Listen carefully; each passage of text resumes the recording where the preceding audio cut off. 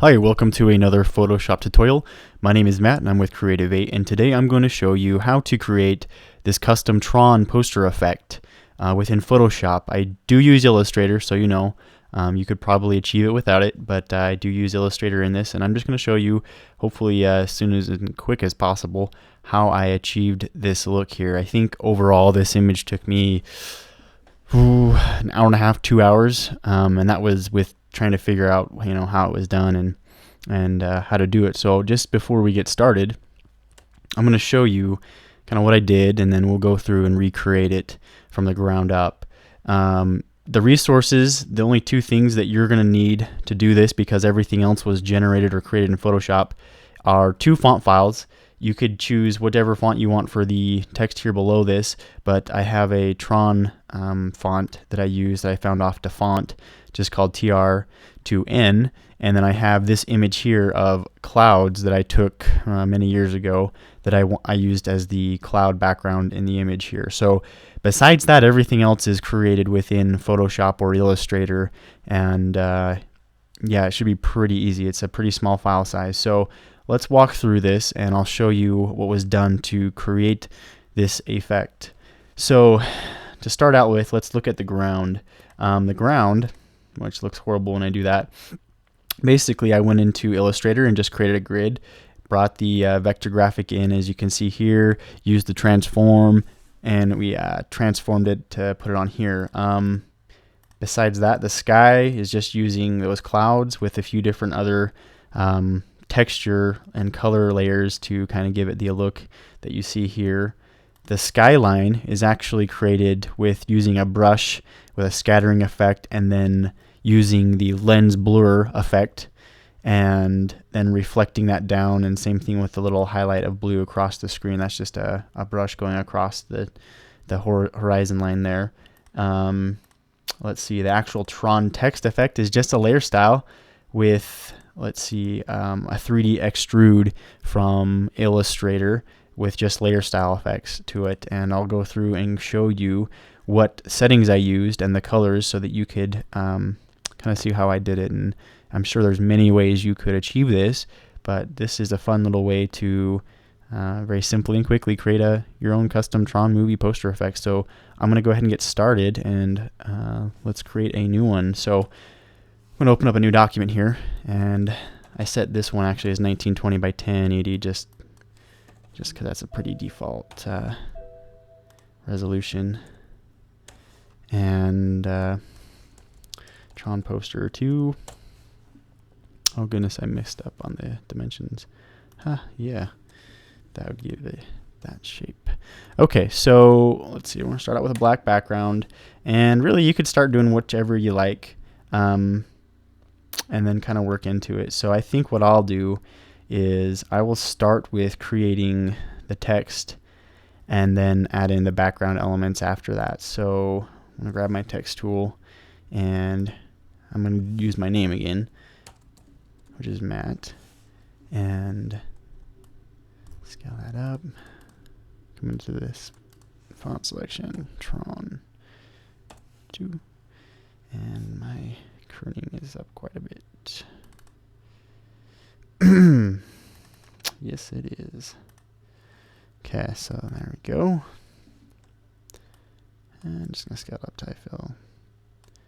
Doesn't have to be perfect yet, I just want to get some of the elements onto the canvas and create another Adobe Guru. This is a font called New Sickle, which you should be able to get off of the internet somewhere for free. I can't remember where I got it, but that's where I found it. And capitalize this. No, Adobe Guru. And this probably had the kerning effect really high. Yep.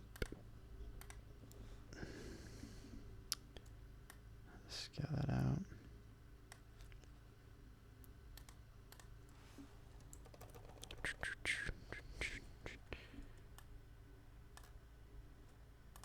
Okay, just get it close.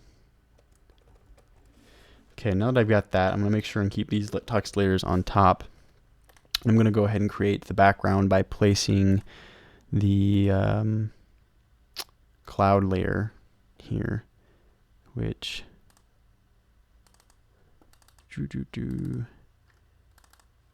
right here. And yep.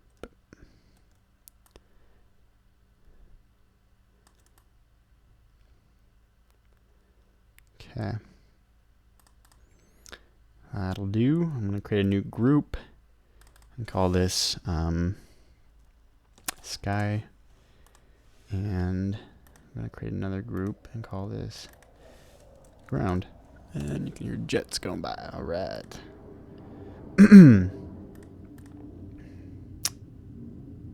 Okay. So to start this, we'll just add a curves adjustment and just dim it down a lot while adding some contrast to it. Okay. The ground layer. I'm going to actually create a layer mask and just grab the marquee tool and do it about yay. Using Alt backspace, it'll use my foreground color to fill the area. And I think, yeah, it's a little high. So I'm just going to transform it.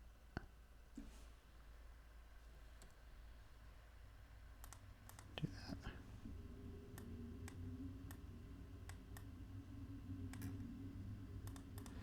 Okay.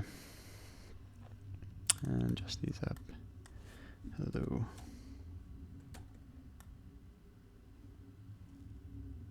Okay. Okay, and the ground is going to be the same thing, but I'm going to go into Illustrator and use the grid tool. It's like the one time you're ever going to use this tool. I don't think I've ever used it before. Oh gosh, I don't even know where it's at now. Oh, here we go. Here we go. Rectangular grid tool.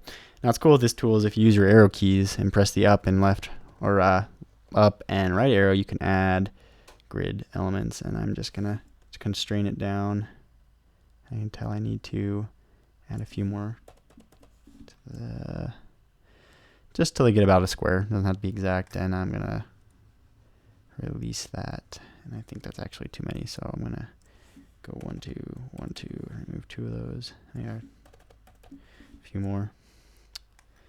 Okay, and then I'm gonna apply a stroke to it and just expand that. Which my stroke, here we go. Probably 2, I think would be good enough. Maybe 2.25. Come to object, expand, which will turn the stroke into an actual shape here, and then I'm going to combine it with my shape mode. And then I'm just going to Control copy, come back into Photoshop, paste it as a shape layer so it retains the vectors.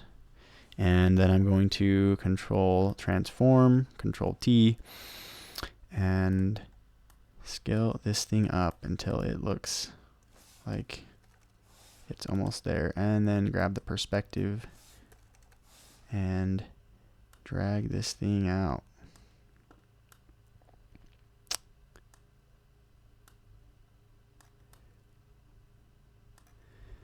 So just keeping in mind what angle that's at, and you want to keep a very low profile. So the more I do this, the more it brings the camera or the viewpoint lower to the surface. So I think I'm going to keep that right there. We'll say that's good enough.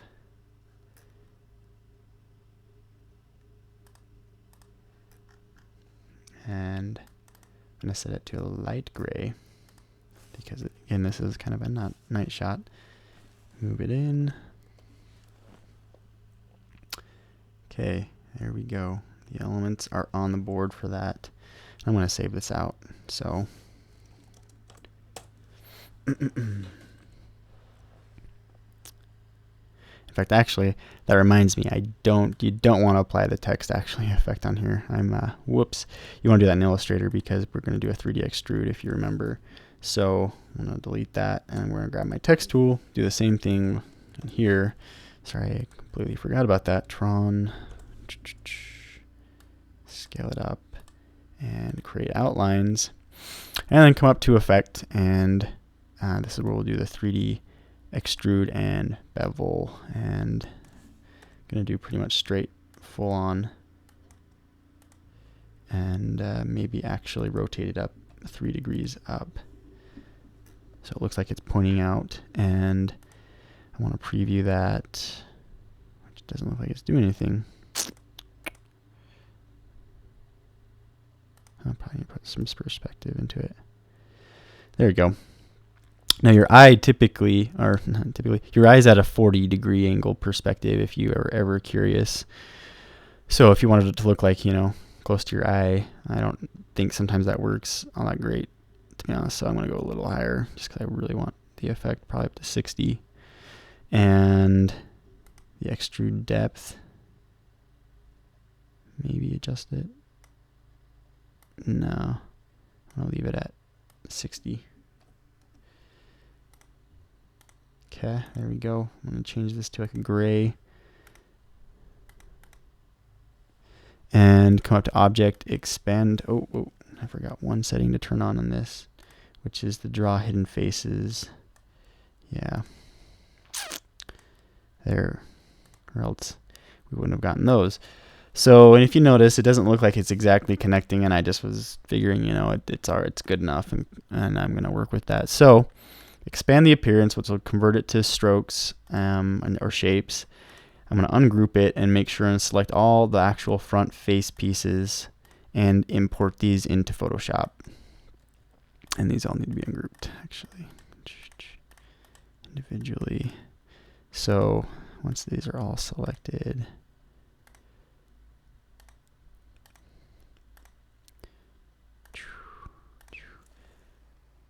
group these, Control Copy, come into Photoshop, Control Paste the shape layer, and you want to keep in mind not to adjust anything right up front, because once you adjust it and then you bring the other parts in and paste it, you've got to make sure to duplicate that exact transformation. So I'm just going to paste it with its defaults, come back into here and grab the other pieces, and you also want to take these and do a combined shape. And I'll Control Copy these, and now come into Photoshop, Control Paste these in the shape layer, and it should paste them exactly on top or behind the one we did previously. And now you want to transform these to match. And since I've already got that text down, I'm just going to lay it on top. So you can already tell it looks a little different, and that's all right. Hopefully I didn't have like some text. Nope. All right. I'm just checking to make sure it wasn't the text settings. Okay, so now that that's there, I want to name these Matt.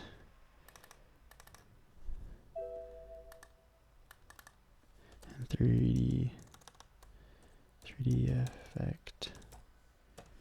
Okay. Okay, so with the ground, let's add some color. I'm going to create a new layer and go filter. This is a great way to add random textures or various things. Just render a cloud layer. And once that's done, we'll add some color into the actual cloud layer, which we'll just use the hue and saturation, colorize, and just hit, you know, roughly maybe right there in the hue and saturation. Bring its luminosity down, or lightness. And then click multiply. So it gives it some variety to the image. I'm going to click on the grid layer, rename it,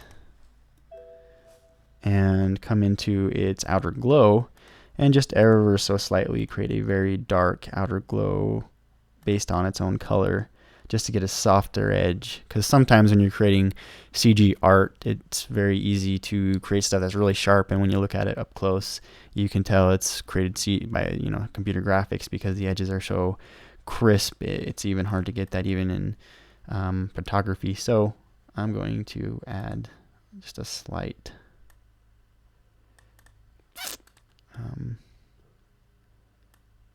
yeah, see, just like that, and bring its opacity down just slightly. Just like that. All right. And I want to add some variety to the color as well, I think, and actually mask away some elements of it to make it look like there's kind of like a lake or something up here on the horizon. But I'm not going to do that just yet, because I'm going to come up to the sky and get the horizon to kind of blend in a little better, I think, and kind of tint it as well. So I'm going to go with solid color. I don't know if I did it this way, but this should be able to achieve the effect. And then come up to multiply, lay that down. I honestly don't really like the look of that. So let's see, it's too much blue. So bring back the saturation. It's all right, I guess. Too blue. Okay, and then do the same thing. I'm going to create and render a cloud layer and multiply this on top of that current layer to give it some more grunge. And I'm actually going to duplicate this layer down here, do a transform, flip it horizontally just so it's a little different, and then come into the perspective and give it some perspective here. So, and I'm going to scale this. Excuse me. Not up. Back to perspective. Really just stretch that out. There we go. And I think I used overlay, I think, before, just to give it, some really, maybe remove the opacity on this down a little so I can really get those clouds to show. There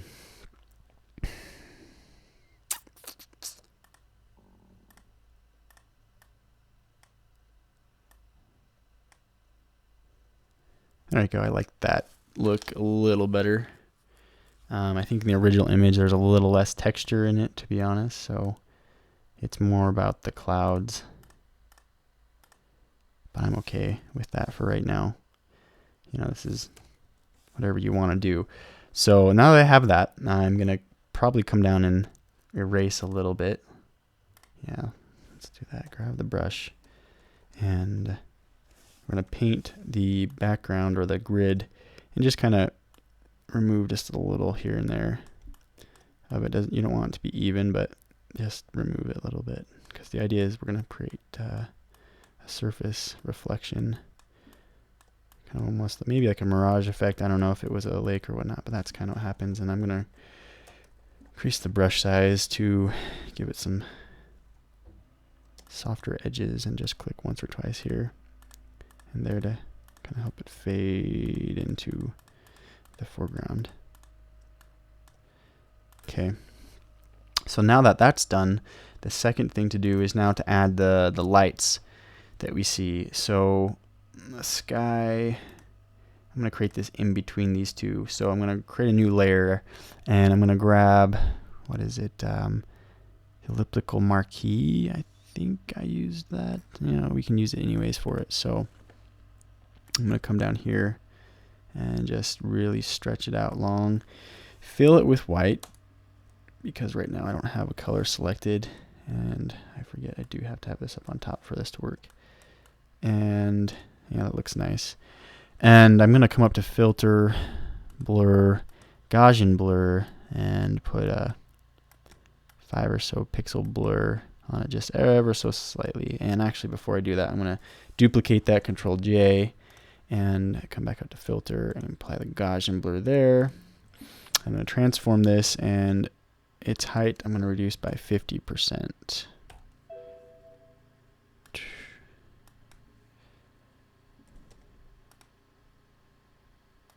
Okay, and then come to filter, blur, Gaussian blur, and reduce it down to probably about half, I think. And even less, actually, probably more like 3. Because I'm going to reduce this one's opacity. And to change the color, I'm going to come in and just do color overlay and set it to some kind of green blue or cyan blue color to kind of match with it. That looks good enough. I'll adjust and fine tune the colors after I get everything kind of put in. Same thing. Maybe this a little more green. And I'm going to reduce this layer's opacity, the more obvious of the glow. And this one, now that I am looking at it, I already can tell this needs to be more white than colored. So I'm going to reduce its opacity, probably right down there.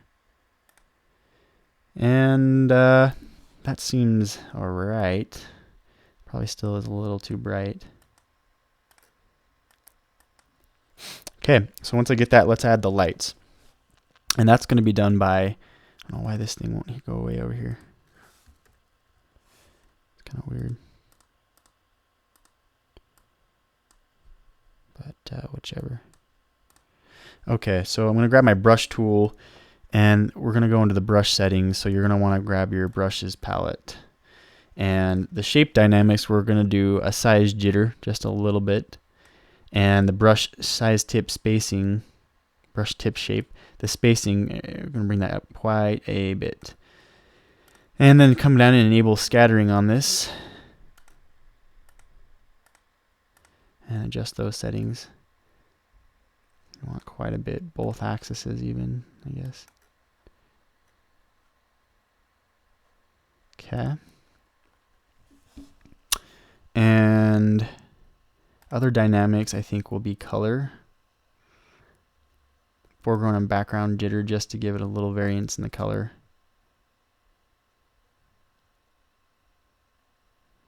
Yeah, maybe like that. And I'm going to create a new layer in here.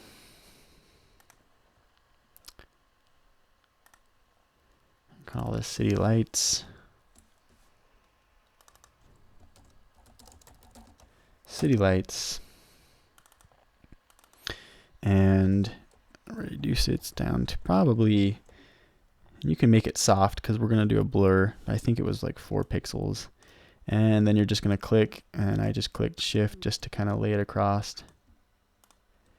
Those were, in my opinion, a little too scattered, so adjust those settings further.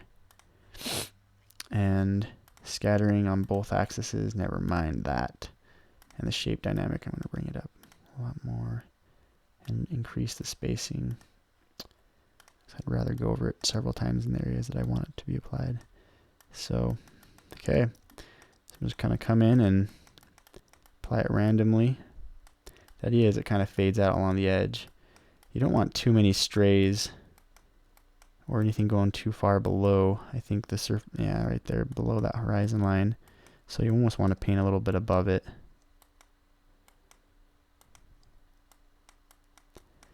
And this area is going to be very populated. And this area right here, a little more population. Like Bob Ross, and yeah.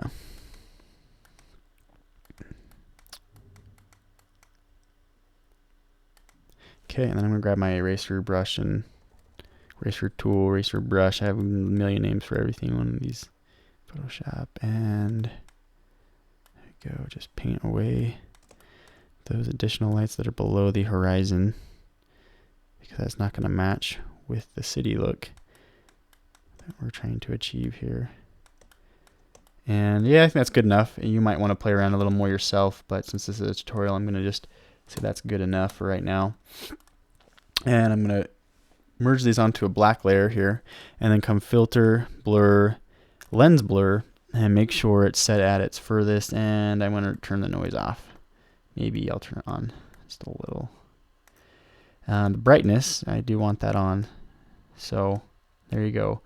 You don't want it too blurry, so I think probably, because the idea is these are small lights in the distance. If you blur them a lot, they're going to look way too big, and it's going to look like you have a very shallow depth of field, and I want these far away. So I think that's better achieved by reducing the radius to somewhere like 15. And same thing here with the brightness, and I'm going to increase this threshold to kind of knock out some of those lights that are not quite bright enough. Okay, and click OK. And those are actually still too big in my opinion. So I'm going to come back up to your motion blur. color lens blur. I'm going to reduce this down to 12. Okay, just like that. I'll create that color dodge, maybe probably linear dodge because I want to adding it to it. And then I'm going to come into color overlay again and select a blue color and just select multiply, which doesn't really work how I was expecting it to, because I should have done it with this tool.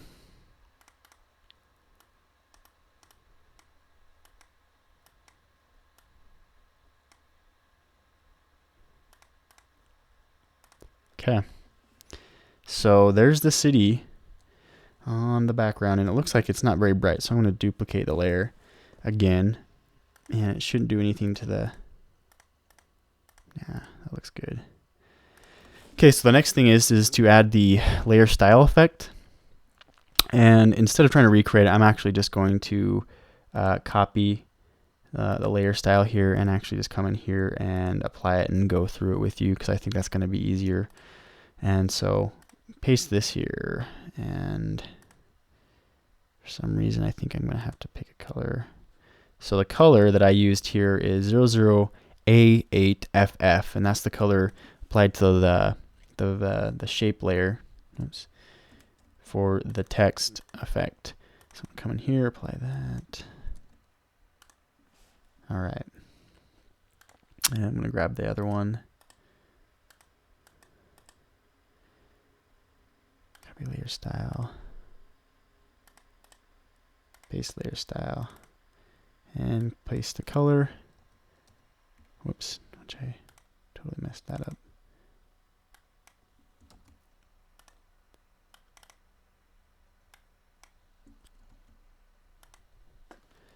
Okay, so it doesn't look exactly the same, does it? That's so funny, because, you know, we copied the actual layer style and it still is not looking the same. That's kind of funny to me, but whichever. Maybe, oh, because this is black actually, not blue. Okay, that does look more like it. It's just missing its bevel and emboss effect, I think.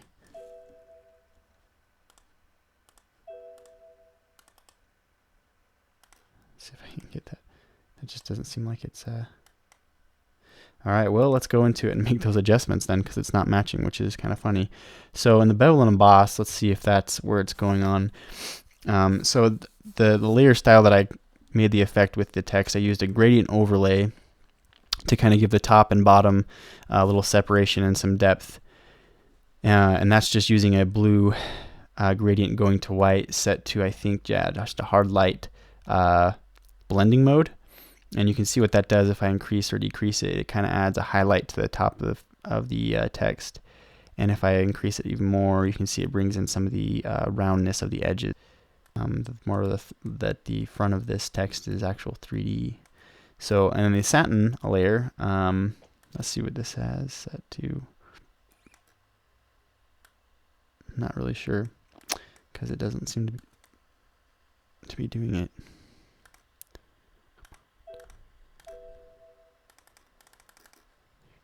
Come on.